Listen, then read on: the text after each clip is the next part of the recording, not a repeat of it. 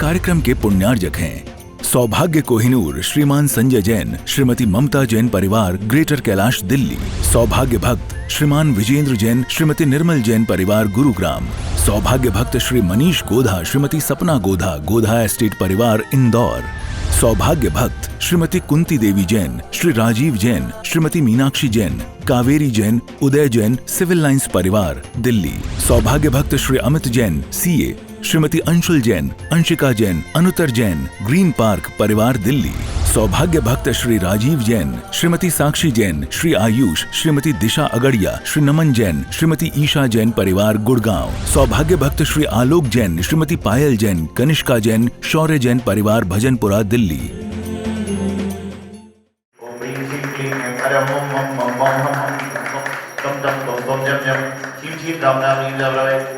ओम नमो भगवते श्रीमते श्रीराभिषेकं करोमि स्वाहा।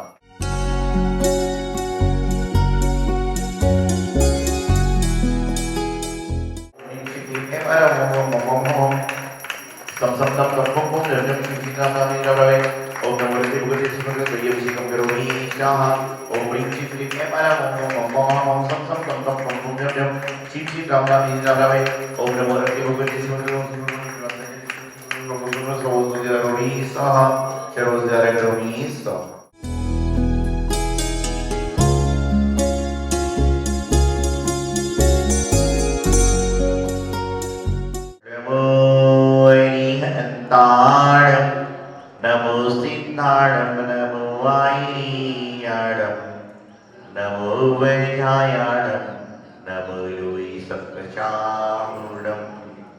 ओम नमः शिवेभ्यां, ओम नमः शिवेभ्यां, ओम नमः शिवेभ्यां। श्री वीतरागाय नमः। ओम नमो हरति भगवती श्रीमती श्री वारसिद्धकराय दोषपुरुषाय सुभज्ञाय सर्वोय सिद्धाय मुक्ताय परमात्मने परम सुखाय लोक महिव्याप्ताय अनंत संसार चक्र परिवर्तनाय अनंत दर्शनाय अनंत ज्ञानाय अनंत सुखाय सिद्धाय बुद्धाय सुखाय सत्य ज्ञान प्रदिशियारी का श्रवण करावी का भूम सब सुखाय गाति कर्म में आसनाय गाति कर्म में आसनाय।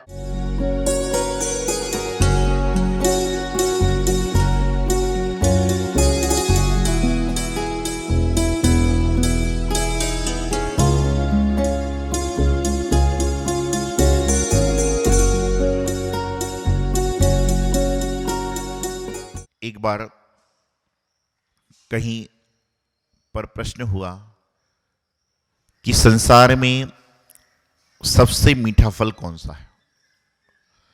किसी ने आम को बताया, किसी ने केले को बताया, किसी ने नारंगी को बताया, किसी ने शरीफा को बताया, लेकिन प्रश्न था कि संपूर्ण संसार में सबसे मीठा फल क्या है। हर व्यक्ति ने अपनी अपनी बात बताई। इतने में एक बच्चा खड़ा हुआ और उसने जोर से खड़े होकर कहा कि संसार में सबसे मीठा फल है परीक्षा का फल। वह भी लेकिन उत्तर गलत पाया गया। तो सब लोग बड़े विचार में पड़ गए कि संसार में आम अच्छा नहीं है, केला अच्छा नहीं है, परीक्षा फल अच्छा नहीं, तो सबसे मीठा फल कौन सा है। तो एक संत के पास गए और संत के पास जाकर उन्होंने पूछा कि संत जी, संसार में सबसे मीठा फल कौन सा है। तो संत ने जवाब दिया कि संसार में सबसे मीठा फल यदि कोई है तो वह है मेहनत का फल। संसार में सबसे मीठा फल कौन सा है, वह है मेहनत का फल, क्योंकि जो मेहनत करके मिलता है वह सबको अच्छा लगता है और जो बिना मेहनत के मिलता है वह किसी को अच्छा नहीं लगता। आप सबके साथ क्या हो रहा है, आप पेड़ के फल को खाने का प्रयास करते हो, लेकिन कभी आपने विचार किया कि पेड़ के फल को खाने के पीछे पेड़ को कितनी मशक्कत करनी पड़ी होगी जब जाकर हमें फल मिले। पेड़ ने गर्मी सही, बारिश सही, ठंड सही और सब कुछ सहने के बाद खड़ा रहा, अपनी जगह पर अड़ा रहा। इस कारण से क्या हुआ, हमें खाने को स्वादिष्ट फल मिल रहे हैं। आज हम लोग अपनी डिमांड करते हैं, लेकिन मैं हमेशा एक बात करता हूं कि डिमांड करिए लेकिन माइंड लगाकर करिए। इंसान अपनी डिमांडों को करता रहता है लेकिन माइंड नहीं लगता कि इसके पीछे, डिमांड के पीछे मुझे क्या फल मिलने वाला है। इस डिमांड को मैं करूंगा तो इसका फल क्या होगा। यदि ये सोचे तो क्या होगा, आदमी मैं हमेशा एक बात कहता हूं कि आप अपनी डिमांड को माइंड लगाकर करोगे तो आपको जीवन में डायमंड की प्राप्ति हो जाएगी। लेकिन आजकल हम लोग क्या करते हैं, आप यदि अपनी डिमांड को माइंड लगाकर करोगे तो आपको डायमंड की प्राप्ति होगी, लेकिन यदि आप अपनी डिमांड को माइंड लगाकर नहीं करोगे तो आपका डिमोशन हो जाएगा। आपको प्रमोशन चाहिए, आपको डायमंड चाहिए, आप अच्छा कार्य करते हो उसका आपको फल चाहिए। एक बार कहीं कीर्तन चल रहा था, तो कई बार कीर्तन में क्या होता है, लोग ऐसे ऐसे बजाते भी हैं, डबली होती ना सारी, ऐसी ऐसी लोग बातें बजाते हैं। तो बहुत सारे लोग बजा रहे थे, तो एक आदमी भी चालू हो गया, रघुपति राघव राजा राम। जैन मंदिर में आया तो प्रभुपति पावन मैं पावन, और कहीं गया तो सब कुछ बजा रहा था, बड़े भक्ति से बजा रहा था, नृत्य कर रहा था, गा रहा था। तो लोगों ने पूछा, भाई क्यों, क्या बात है, ऐसी बड़ी भक्ति से बजा रहे हो? बोले मुझे मालूम चला कि भगवान के सामने भक्ति करते हैं, नृत्य करते हैं, गाते हैं, बजाते हैं तो मनचाहा फल प्राप्त हो जाता है। तो संत ने कहा मनचाहा फल तो प्राप्त होता है। बोले आपकी मनचाहा फल क्या है, आपका मनचाहा फल क्या है? बोले मैं चाहता हूं कि मैं बिस्तर पर पड़ा रहूं और मुझे खाने की प्राप्ति हो जाए। तो वहां से आवाज आई कि ऐसे कामचोर भक्तों की मुझे आवश्यकता नहीं है। वहां से अंदर से आवाज आई कि ऐसे कामचोर भक्तों की मुझे आवश्यकता नहीं है। और बोले मैं और बजाऊंगा। तो संत ने आवाज दी, प्रभु ने आवाज दी कि जितना टाइम तू बजाने में लगा रहा है उतना टाइम तू काम करने में लगा ले, तुझे कुछ ना कुछ की प्राप्ति जरूर हो जाएगी। तो जीवन में कल्याण के मार्ग पर चलना है, कल्याण की बातें करना है, तो आपको अपने कार्य को अंजाम देना होगा।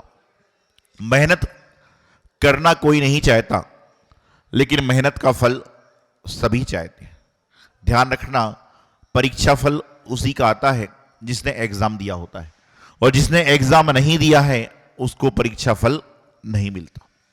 मेहनत करोगे आपको मेहनत का फल मिलेगा।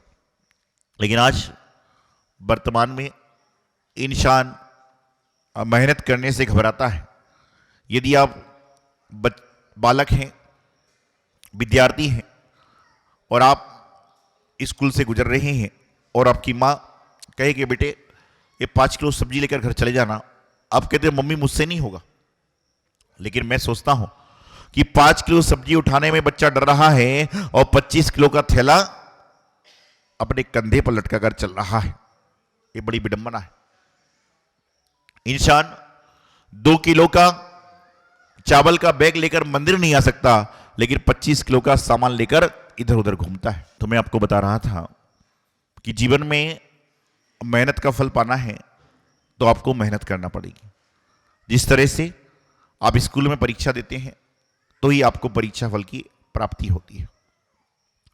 एक बार कहीं पर संत समागम हो रहा था, और पहले के जमाने में जब लोग संतों के दर्शन करने जाते थे तो वहां पर जाने के बाद जब प्रवचन समाप्त होता था तो लोग खड़े होते थे कि आज से आलू का त्याग है, रात्रि भोजन का त्याग है, 2 प्रतिमा के व्रत ग्रहण कर रहा हूं, 5 प्रतिमा के व्रत ग्रहण कर रहा हूं। ऐसा लोग अपने मन से नियम लेते थे। तो संत का समागम चल रहा था, वहां पर बहुत सारे लोग बैठे थे और एक चोर भी बैठा हुआ था। तो सभी लोग नियम ले रहे थे। फिर चोर का नंबर आया। वो बोला जी मैं नियम नहीं ले सकता। संत बोले क्यों? बोले मैं तो चोर हूं, मैं चोरी करना छोड़ नहीं सकता। तो संत ने कहा एक काम करो, तुम नियम ले लो कि मैं कभी झूठ नहीं बोलूंगा। चोर ने सोचा इसमें कोई दिक्कत नहीं है, और चोर ने ये नियम ले लिया कि मैं कभी झूठ नहीं बोलूंगा। अब चोर एक दिन चोरी करने चला तो वहां पर उसको रास्ते में पूछा कहां जा रहे हो? बोले राजमहल में जा रहा हूं और राजा के घोड़े चोरी करूंगा। राजमहल के दरबारे पर पहुंचा, दरवाजे पर पहुंचा तो पहरेदार से पूछा कि क्या कहां जा रहे हो? बोले मैं राजमहल में जाके राजा के घोड़े चोरी करूंगा। तो चौकीदार ने सोचा ये कोई ना कोई राजा का मित्र होगा जो इस तरह की बात कर रहा है, उसने उसको जाने दे दिया। अंदर घुड़सवार के जहां पर घोड़े होते हैं, घुड़सवार घोड़े उठाते थे, वहां पहुंचा। बोले क्या चाहिए? बोले मैं चोर हूं और घोड़ा चोरी करने आया हूं। घुड़सैयाल ने भी सोचा कि हो ना हो ये राजा का मित्र है और राजा ने मेरी परीक्षा ने भेजा, उसने भैया जो घोड़ा चाहिए ले लो। और वह घोड़ा लेकर जाने लगा। फिर पूछा, बोले कहां जा रहे हो? बोले मैं चोर हूं और घोड़ा चोरी करके भाग रहा हूं। किसी ने समझा मजाक कर रहा है और वह चला गया। और जब एक दिन बाद 2 दिन बाद घोड़ा नहीं आया तो सबको चिंता हुई और सब लोगों ने सोचा कि हो ना हो ये चोर असली चोर था। अब राजा के पास बात गई। तो जब राजा परेशान होता है तो किसको याद करता है? किसको याद करता है? जब रामचंद्र जी को समस्या आई तो किसको याद किया? हनुमान जी को। कई लोग तो हनुमान जी को याद करते हैं और कई लोग हनुमान जी को बोलते हैं याद करना ही नहीं चाहिए। बोले क्यों? बोले रामचंद्र जी वो सतयुग था, आपने सीता को ढूंढ के ले आया, लेकिन मेरी पत्नी चली जाए तो ढूंढ के मत लाना। ऐसे लोग हुआ करते हैं। बोले हनुमान जी वो सतयुग था तो सीता को ढूंढ लाए, लेकिन मेरी पत्नी चली जाए और मैं झूठे मुंह भी आपके पास में आऊं तो आप कहना कि पंचम काल की सीता नहीं मिलेगी। तो मैं आपको बता रहा था कि वहां पर क्या हुआ कि राजा जब परेशान होता है तो किसको ओर जाता है? मंत्री के पास। मंत्री बोले क्या हुआ? बोले चोरी हो गई। मंत्री बोले कोई बात नहीं, 2 घंटे के अंदर घोड़ा आ जाएगा। लोग बोले ये तो ऐसी बातें कर रहा है, 2 घंटे में आ जाएगा, जैसे हलवा है कि आटा में पानी डाला और हलवा बन के खा लिया। तो बात चलती रही। उन्होंने मुनादी पिलवा दी कि राजमहल से जो भी घोड़ा चोरी हुआ है, जिसने भी चोरी किया है वह आकर घोड़ा दे जाए, क्योंकि चोर सत्य बोलने वाला था। उससे यह बात सुनी, वह घोड़ा लेकर वापस राजमहल पहुंच गया। जैसे ही राजमहल पहुंचा तो लोग उसको दंड देने की बात करने लगे, लेकिन मंत्री ने राजा से कहा कि इस चोर को दंड मत दीजिए, इसको आप कहीं पर कोई काम दीजिए, ये क्योंकि सत्य बोलने का इसका नियम है, तो ये कोई ना कोई काम करेगा तो कभी राज्य में अशांति नहीं होगी, झूठ बोलेगा नहीं। और उसको राजा ने क्या किया? अच्छी पदवी पर, नौकरी पे रख लिया। वह व्यक्ति तुरंत भागा भागा संत के पास गया कि मैंने एक छोटा सा नियम लिया था कि चोरी नहीं करूंगा, उसका फल यह हुआ कि मुझे अच्छी नौकरी मिली, और मैं बड़ा नियम लूंगा तो मुझे पता नहीं क्या मिल जाएगा। तो ध्यान रखिए, जीवन में नियम की कितनी बड़ी महत्ता होती है, लेकिन नियम लेने के बाद मेहनत करना पड़ती है। नियम लेने के बाद मेहनत से भी काम करना पड़ता है। ऐसा नहीं है कि हमने नियम ले लिया कि हम भगवान के दर्शन करने जाएंगे, लेकिन कोई ले जाएगा तब। अरे होटल कोई ले जाता है क्या खाने? तो ध्यान रखिए, आपको बता रहा हूं कि मेहनत का फल मिलता है, और मेहनत का फल ऐसा होता है कि वह आपकी जिंदगी भर काम में आता है। जैसे आपसे मैं कह रहा हूं कि डिमांड करिए, लेकिन माइंड के साथ करिए तो आपको डायमंड की प्राप्ति होगी, और डिमांड को बिना माइंड के साथ करोगे तो आपका डिमोशन हो जाएगा। डिमोशन कोई नहीं चाहता, सभी लोग प्रमोशन चाहते हैं। अभी छुल्लक जी कह रहे थे मेरा ही प्रमोशन करो, हम भी सोचते हैं हमारा ही प्रमोशन हो। आप सोचते महाराज जी आपका क्या प्रमोशन होगा? सारा हो गया। भाई हम तो सोचते भगवान आर्यन सिद्ध की उपाधि कभी कभी नंबर में आए। आप भी अपना प्रमोशन चाहते हो, ये भी अपना प्रमोशन चाहते हैं, वो भी अपना प्रमोशन चाहते हैं। डिमोशन कोई नहीं चाहता, लेकिन प्रमोशन चाहे छुल्लक जी को चाहिए चाहे आपको चाहिए, लेकिन आपको काम प्रमोशन जैसे तो करना चाहिए। यदि काम डिमोशन जैसे करोगे तो प्रमोशन कैसे होगा? चाहे वह संत हो चाहे ग्रस्त हो, आपको काम करना होगा तो प्रमोशन अपने आप हो जाएगा। आप कार्य करोगे तो प्रमोशन अपने आप मिल जाएगा, लेकिन कार्य नहीं करोगे तो प्रमोशन कैसे होगा? जीवन में दुविधाएं बहुत हैं। मैं एक बात हमेशा कहता हूं कि जो इंसान भगवान के पास में खड़ा है, उससे मैं कहता हूं कि सन्यासी बनना है तो थोड़े नजदीक आ, और संसारी बनना है तो थोड़े दूर जा। जो सन्यासी बनना चाहता है, सन्यासी बनने से मतलब है नहीं तुम सन्यास धारण कर लो, सन्यासी से मतलब है कुछ तो उदासीन हो जाओ। कभी कहीं रास्ते में कोई झगड़ा चल रहा हो तो देखकर ताली मत पीटो, बल्कि ये सोचो कि ऐसा झगड़ा मेरे घर में ना हो, तो समझ के अंदर लगे तुम्हारे अंदर मानवता विद्यमान है। लेकिन आजकल क्या होता है, दूसरे के झगड़े को देखने में लोगों को बड़ा आनंद आता है, लेकिन वह यही नहीं सोचते कि ये झगड़ा मेरे घर में होगा तो क्या होगा। दूसरों की थाली में घी सबको दिखता है, और अपनी थाली का घी छुपा छुपा के रखता है। दूसरे की थाली का घी सबको दिखता है, दूसरे की दूध मलाई, दूसरे की खीर, दूसरे की हलवा, दूसरे की पुड़ी सभी को दिख रहा है, और अपना छुपा छुपा के चल रहा है। एक व्यक्ति आया, बोले महाराज जी मैं भोजनशाला में गया, लेकिन मुझे खाना खाए नहीं गया। मैंने कुछ नहीं कहा। 2-4 दिन बाद आया, बोले महाराज जी मैं भोजनशाला में गया लेकिन मैंने कुछ खाया ही नहीं। 7-8 दिन बाद आया, फिर कहा भोजनशाला में गया लेकिन मैं कुछ खाया नहीं। तो फिर मुझसे रहा नहीं गया, इतना तो मैं आप सुन ही नहीं सकता हूं, आपको पता है। मैंने कहा भाई साहब सिर्फ मुझे इतना बता दो कि तुम भोजनशाला में जाके आधे घंटे करते क्यों, क्या थाली को देखकर वापस आ जाते हो? रोज भोजनशाला में जाता है, आधे घंटे डटके खा रहा है और उसके बाद मैंने कुछ खाया ही नहीं, तो क्या थाली देखकर वापस आ जाता है मेरे भाई भोजनशाला में जाके?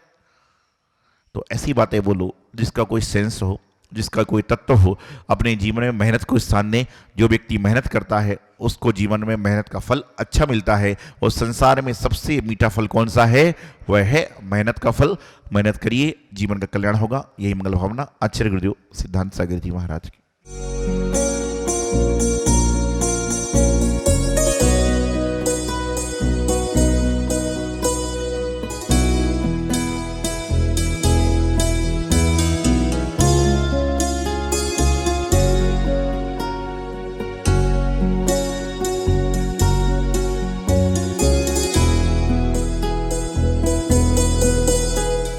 सौभाग्य कोहिनूर श्रीमान संजय जैन, श्रीमती ममता जैन परिवार, ग्रेटर कैलाश दिल्ली। सौभाग्य भक्त श्रीमान विजेंद्र जैन, श्रीमती निर्मल जैन परिवार, गुरुग्राम। सौभाग्य भक्त श्री मनीष गोधा, श्रीमती सपना गोधा, गोधा एस्टेट परिवार, इंदौर। सौभाग्य भक्त श्रीमती कुंती देवी जैन, श्री राजीव जैन, श्रीमती मीनाक्षी जैन, कावेरी जैन, उदय जैन, सिविल लाइंस परिवार, दिल्ली। सौभाग्य भक्त Shri Amit Jain, CA, Shrimati Anshul Jain, Anshika Jain, Anuttar Jain, green park परिवार, दिल्ली। सौभाग्य भक्त श्री राजीव जैन, श्रीमती साक्षी जैन, श्री आयुष, श्रीमती दिशा अगड़िया, श्री नमन जैन, श्रीमती ईशा जैन परिवार, गुड़गांव। सौभाग्य भक्त श्री आलोक जैन, श्रीमती पायल जैन, कनिष्का जैन, शौर्य जैन परिवार, भजनपुरा, दिल्ली।